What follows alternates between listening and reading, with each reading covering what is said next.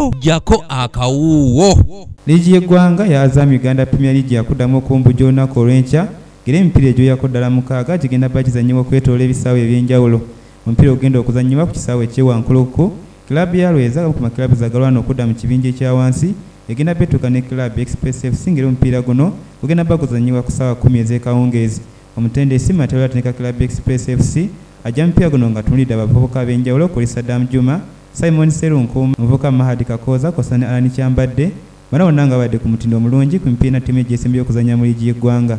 Ttiimu ya Bright Stars ejja kutuuka ne Kilaabu ya Vipers, URA yakutuuka ne Kirinya Jinja SS, Poliisi yakutuuka ne Kilaabu ya Bull ate GMC bagenda batuuka ne Kilaabu ya KCCA Football Club.